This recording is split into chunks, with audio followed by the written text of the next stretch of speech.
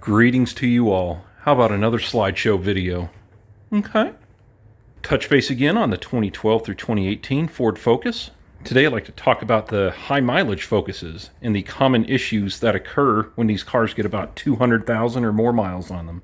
As I'm sure you already know, all Focuses have similar common issues at all mileages: degas bottle, purge valve, transmission. But with a high mileage Focus, there's some new common issues you might come across. There's not too many of them, but enough to where I just want to touch base and let you be aware of them. So first thing is your catalytic converter will become inefficient and set a P0420 code. Now that one is a bit of an oddball, this issue, because it can happen at almost any time, and it probably will on the car. It's very common. The reason I'm putting it in the list for the high mileage Focus common issues is that more than likely by the time you get 200,000 miles on it, that's when you're going to for sure have that code come up. Now, it's not the end of the world. It's just the computer's telling you that the catalytic converter is not 100% efficient. It might just be 95% efficient, and it's tripping a code. I have a step-by-step diagnostic tutorial for that code on the Focus.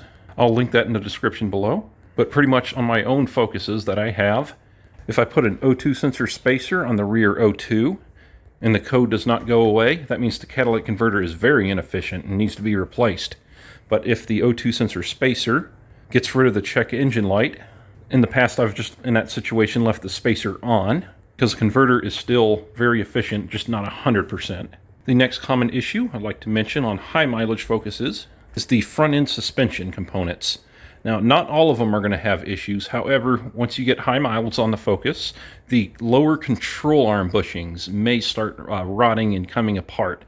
Now, anytime in the past that I've bought a high mileage Focus, they've been dry rotted and cracked, but not to the point where there's play in them. So, let's say once you get past 200,000 miles, that's when you need to start taking a look at them. Continuing on with the front suspension, the front strut bearings, the upper strut mounts is what I'm talking about. On high mileage Focuses that may develop a popping noise when you're turning the steering wheel at low speeds or at a stop. What I recommend in that situation is to get a loaded strut.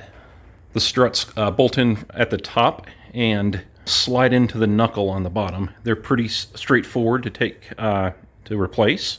It can be a little troublesome getting the strut in and out of the old strut knuckle. I apologize. So that brings me to my next point, the wheel bearings. You may notice a roaring noise while driving, and that may be caused by a wheel bearing, front or rear. I've got a video on how to do the rear. At this time, I don't have one on the front. However, I recommend getting loaded front knuckles. It's not as expensive as you may think. They're on Rock Auto. I don't remember the exact price right off, but maybe $100, $150, something like that. And it comes with a new hub, wheel bearing, and knuckle. And with that, you can slide the strut right in. With a brand new strut, will go into that new knuckle like butter. Make the job real easy for you there. So yeah, that's pretty much it as far as the suspension goes. The strut bearings, the lower control arm bushings, and the wheel bearings. And honestly, that's stuff that you'd pretty much expect on any car out there with high miles. But to try to save you money, that's the main things that you're probably going to have issues with eventually. Next thing I want to talk about is the radiator. The radiator may start developing a leak. I've seen that a lot when occasionally when Focuses get 220, 230,000 miles on them. That's when I occasionally see a radiator start to leak. All right, guys, I have two more bonus common issues here. I call them bonuses because they're pretty rare, and they don't necessarily happen just because a car has a lot of miles on it. The first bonus common issue here is the wiring to the fuel tank pressure sensor gets chewed by rodents. I've seen that several times, and it causes a check engine light with a code that is labeled as evaporative emissions pressure sensor circuit fault. You may also get vent valve circuit fault codes. First thing you want to do there is crawl underneath the rear of the car and look up on top of the fuel tank. You do not have to pull the fuel tank to repair the wiring. You just unplug the fuel tank pressure sensor, and possibly the connector will just come off out of the car because the wiring's all chewed up and cut in half there. But that'll make it easy to splice it back together or solder, whatever you want to do. And the last bonus here is the steering gear, the electronic steering gear.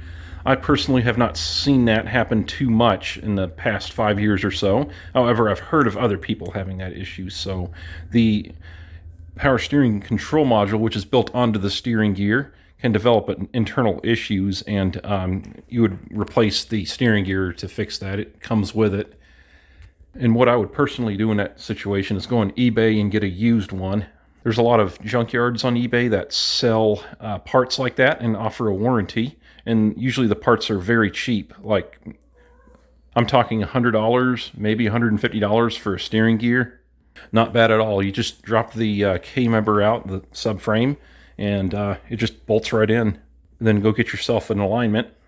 But yeah, that wraps it up there, guys. That's once you have a lot of miles on your Focus, that's just some things to keep an eye out for. That's the funny thing about these cars is, from what I noticed, they just all pretty much have the same pattern issues that happen over and over again. I haven't seen any real oddballs yet. So I wouldn't necessarily go completely rebuilding the entire front end and the entire rear end just because it has a lot of miles on it. Odds are those parts will last you a long time. They might even last you another 200,000 miles. But the ones I mentioned here is what I recommend just keeping an eye on when you have a lot of miles. Guys, I sure do hope this video helps you out and saves you some money. Everything is pretty straightforward to replace that I've mentioned. And third bonus here that I almost forgot to mention is the heat shielding insulation underneath the middle of the car will start sagging down and touching the resonator, the one directly in the middle underneath.